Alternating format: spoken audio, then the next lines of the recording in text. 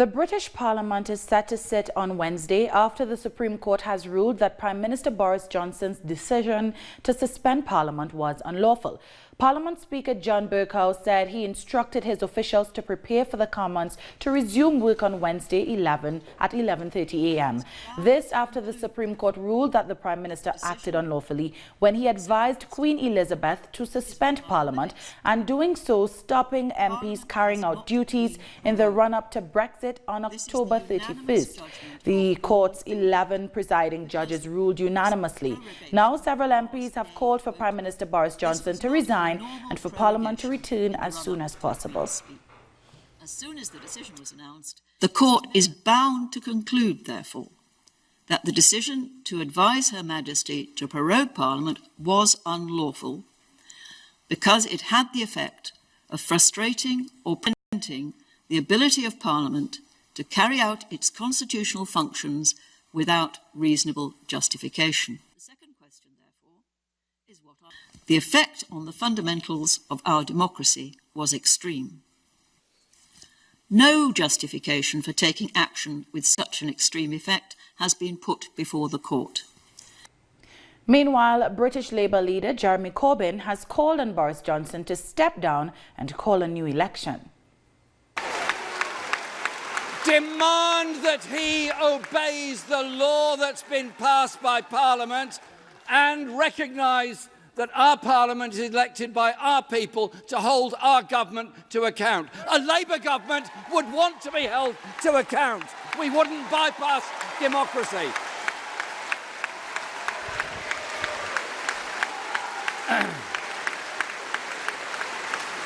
And I invite Boris Johnson, in the historic words, to consider his position.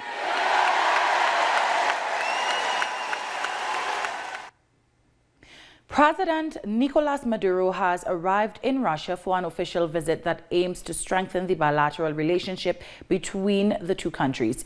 The plane carrying the Venezuelan leader touched down at Moscow's Sheremetyevo, where he was received. During his visit, President Maduro will hold bilateral talks with his Russian counterpart, Vladimir Putin. The talks will focus on boosting the political and economic ties between the two allies. Venezuela's national dialogue table between the government and the opposition continues to make advancements. On Monday, 8 complementary dialogue tables were set up to move forward with partial accords over the next 20 days before being presented to the Venezuelan people. After the meeting, the communications minister spoke about the government's long-standing willingness to resolve issues via dialogue and their commitment to peace. We have always maintained an unbreakable position in support of dialogue and of peaceful solutions to consolidate peace in our land. And we have succeeded at this, as Venezuela is a country of peace, despite the permanent threats lobbied by extremist parties, by the international right wing, and North American imperialism. On the 16th of September, when we established the National Dialogue Table, we made it clear that the President insists all doors are open to reach bilateral agreements. But we can see that the Venezuelan right wing has many disagreements among themselves, and one of the main obstacles we've faced so far has been these many splits that exist within the right-wing parties. So we hope they can resolve their own issues behind closed doors, and that they can separate themselves somewhat from the administration of Donald Trump. Opposition lawmaker Timoteo Zambrano spoke about the need for the U.S. to lift economic sanctions if they want to support elections in Venezuela. We have clearly rejected the economic sanctions. We did so in the September 16 agreement. We have also said that any election in Venezuela cannot be held under these sanctions. So that's a matter we have to resolve, not because we have the capacity to lift these sanctions, but we believe the US government has to negotiate with the Venezuelan government to resolve the issue.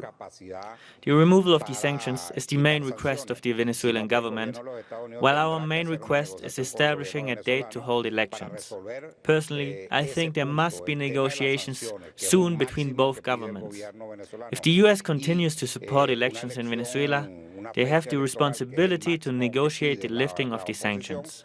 I believe the already announced parliamentary elections are in danger because it's impossible to campaign or hold elections under these sanctions. The Political Council of the Bolivarian Alliance for the Peoples of Our America, otherwise known as the ALBA TCP bloc, met at the UN in New York. Foreign ministers of both Cuba and Venezuela participated, as well as the Prime Minister of St. Vincent and the Grenadines. The Council expressed respect for the principles of international law and stressed the importance in providing assistance among nations when they have a need in the areas of vision, health, housing, and food. In other news, leaders from nearly 200 countries attended the United Nations Summit on Climate Change in New York. They are facing increasing pressure from citizens around the world to cut greenhouse gas emissions and slow global warming. Ahead of the meeting, the World Meteorological Organization said climate change is accelerating as carbon emissions continue to rise. It said the world is lagging far behind the goals of the Paris Climate Accord.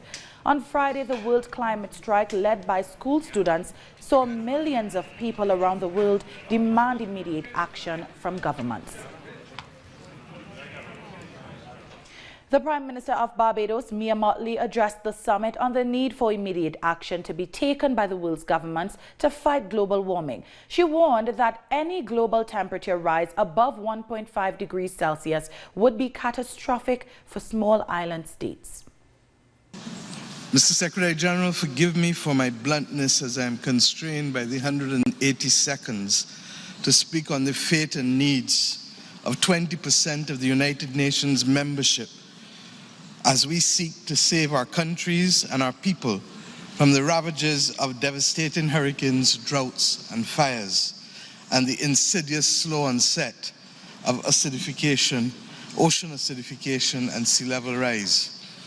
The science is clear, and the evidence is even clearer that the lives of our people have been lost and properties abandoned, and these tell the story far better than any speech we can make in this great hall. The AOSIS, the Alliance of Small Island States, needs to keep temperatures increases in this global community to less than 1.5 to stay alive. Not to thrive, but to stay alive. In other words, 2 degrees needs to be taken off the table once and for all.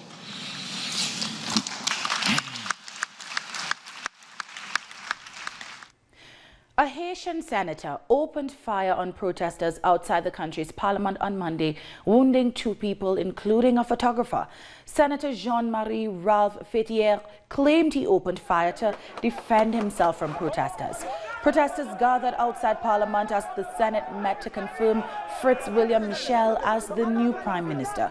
Crippling fuel shortages and corruption allegations have triggered months of anti-government protests, calling for President Jovenel Moïse to step down. To the people of Haiti, keep mobilizing. We do not need a truce in this battle because hunger persists. You have misery and hunger in your homes. Criminals get no truce either. They keep hurting us. Let there be no truce from now until Moïse leaves power. We are enduring a situation that is unbearable and horrible. We are here to finish it off. The situation in Haiti is not easy. Companies have closed. Schools are not operating. Children are at home. It's a horrible situation. Meanwhile, on Monday evening, angry protesters in the capital Port-au-Prince forced their way into the Haiti Union Bank and set it on fire. The bank is owned by Clifford Brandt, a businessman with close ties to President Jovenel Moïse. The protesters accused Brandt's bank of facilitating corruption and embezzlement of public funds by government officials. Brandt was sentenced to 15 years in prison in 2015 for running a kidnapping and ransom operation. His sentence was, however, annulled by the Supreme Court in 2018.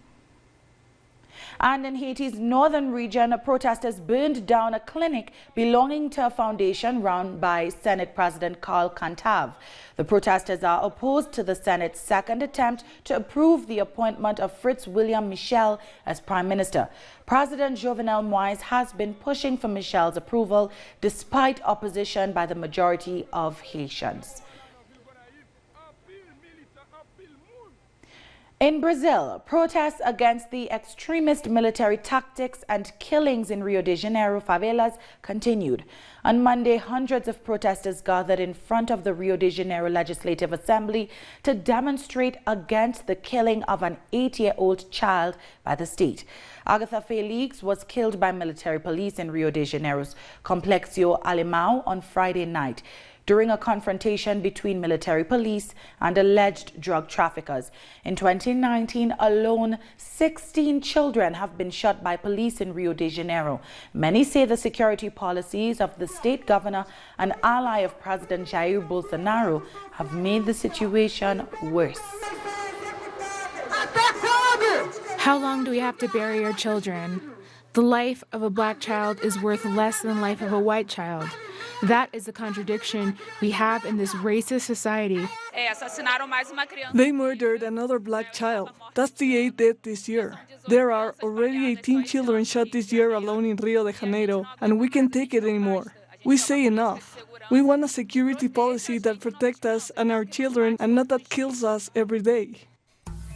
More stories coming up, starting with news that Tropical Storm Lorenzo is likely to become a hurricane soon.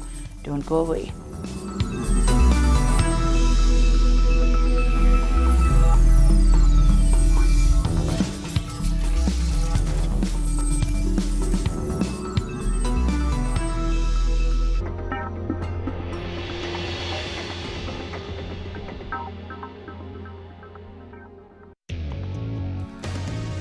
A review of the world news that investigates, incites analysis, and induces criticism, because every event has a context.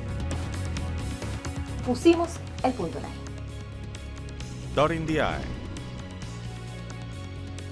Saturdays, only on Telesur.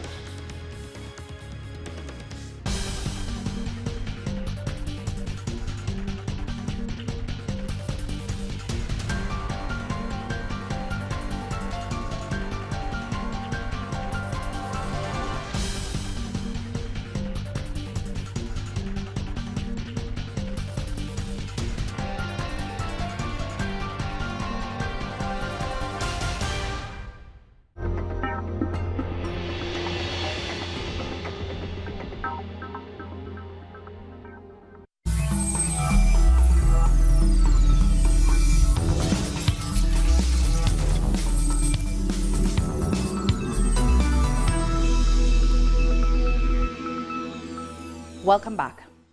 Tropical Storm Lorenzo, which formed far in the eastern Atlantic Ocean on Monday, continued to strengthen overnight and is expected to become a large and powerful hurricane.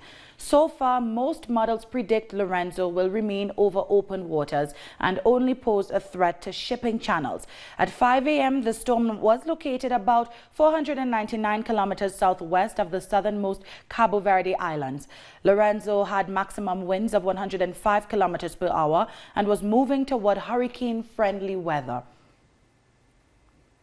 Meanwhile, on the heels of a 6.3 earthquake, Puerto Rico is bracing for inclement weather due to the reformation of Tropical Storm Karen. Now, Karen is expected to bring heavy rainfall, flash floods and mudslides to Puerto Rico and the U.S., British and Virgin Islands, where tropical storm warnings are in effect.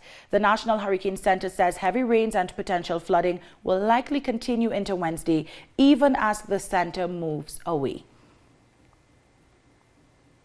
The Bahamas government has appointed a new disaster management minister. Aram Lewis was sworn in as head of the newly established Ministry of Disaster Preparedness, Management and Reconstruction. Bahamas Prime Minister Hubert Minnis had announced on Sunday the establishment of a new ministry responsible for coordinating recovery of the Abaco and Grand Bahama following the devastation caused by Hurricane Dorian through the northwest of the Atlantic archipelago.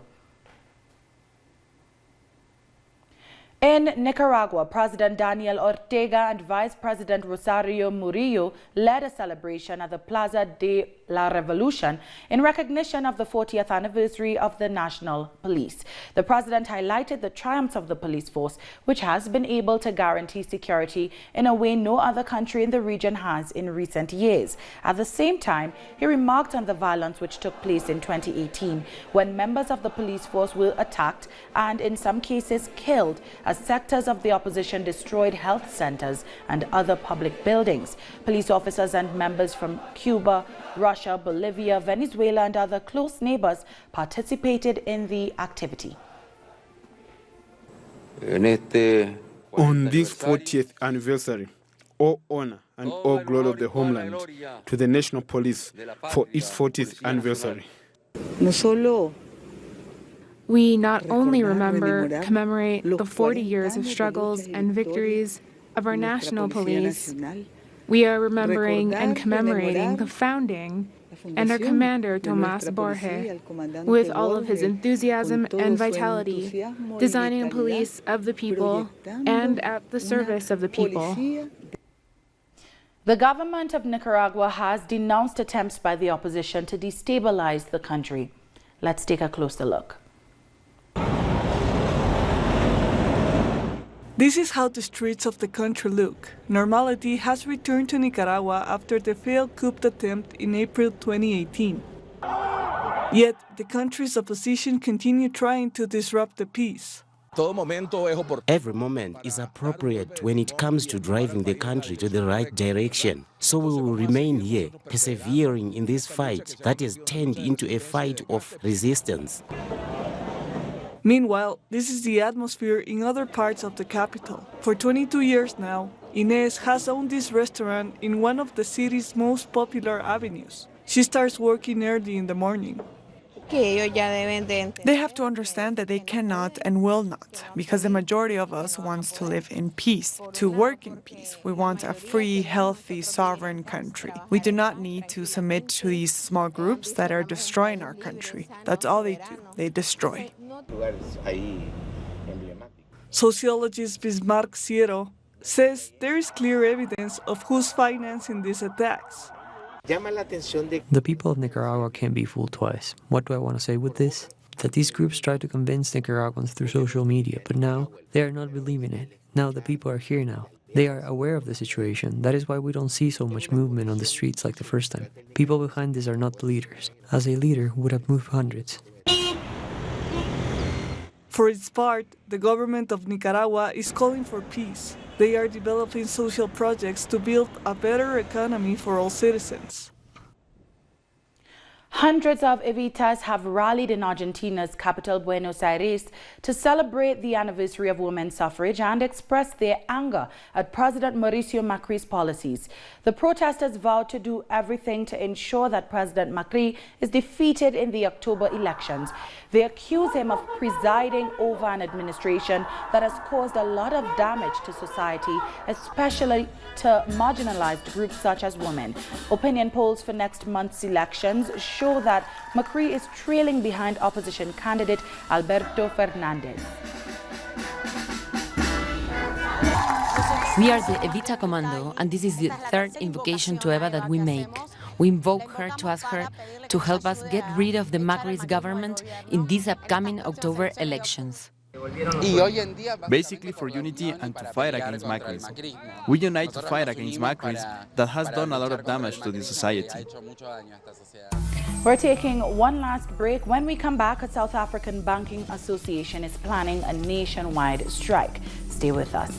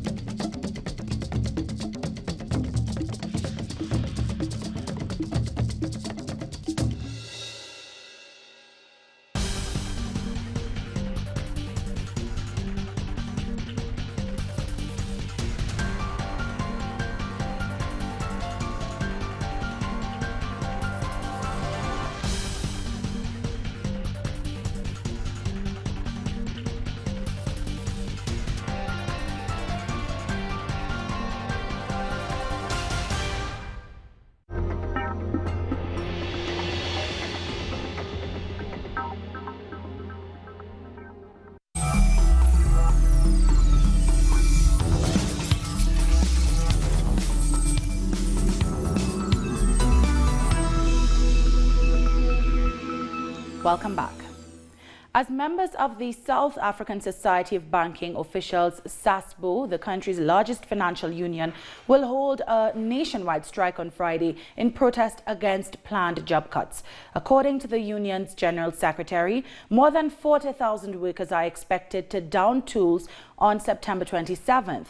The strike is in response to plans by the country's three largest banks to retrench almost 10,000 workers across the country.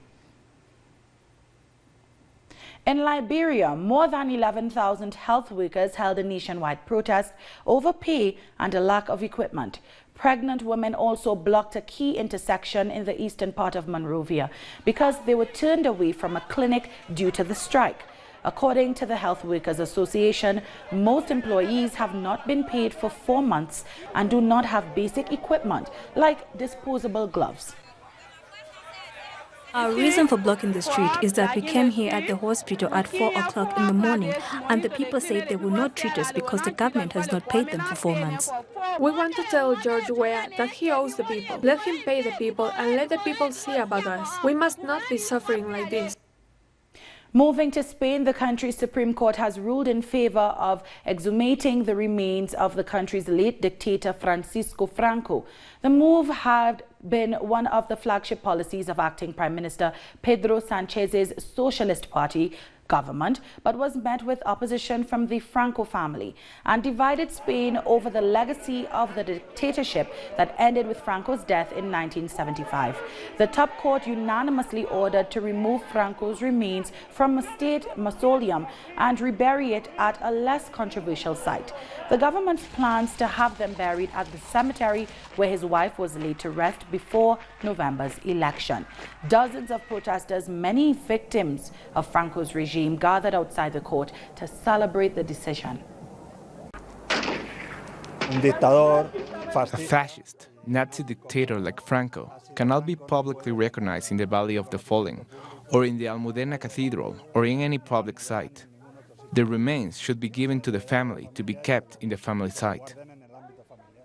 Turkey's President Recep Tayyip Erdogan has vowed to continue seeking justice for murdered Saudi journalist Jamal Khashoggi. Erdogan said despite resistance from certain countries, his government will continue pursuing all those involved for the murder of the late journalist who was killed inside Saudi Arabia's consulate in Turkey last year. Saudi Arabia initially denied any knowledge of his whereabouts after he went missing, but later admitted that he was killed inside its consulate. Although some don't want it, we will continue to seek justice for journalist Jamal Khashoggi and Egypt's President Mohamed Morsi. Contenders in the recently ended Israeli elections have held their first meeting to discuss formation of a unity government. Israeli Prime Minister Benjamin Netanyahu, who is under pressure after failing to garner enough votes to form a government, met with his rival Blue and White Party leader Benny Gantz for the first time after the election in Jerusalem.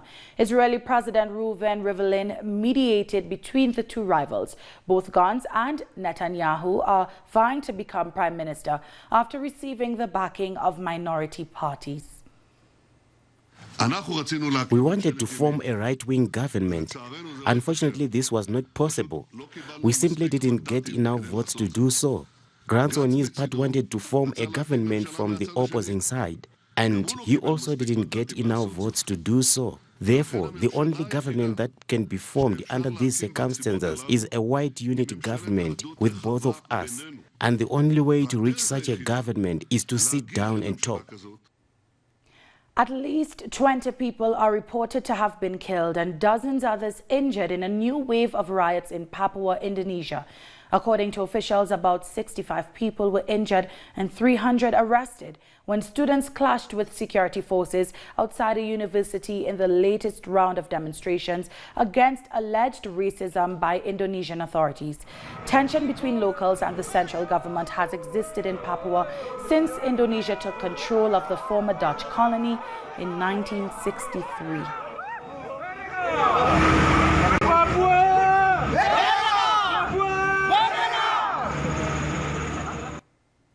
And just as we go, we leave you with tunes from the women's musical group of Brazil's landless movement. They joined thousands at the March for Peace this weekend in Caracas in solidarity with the people of Venezuela.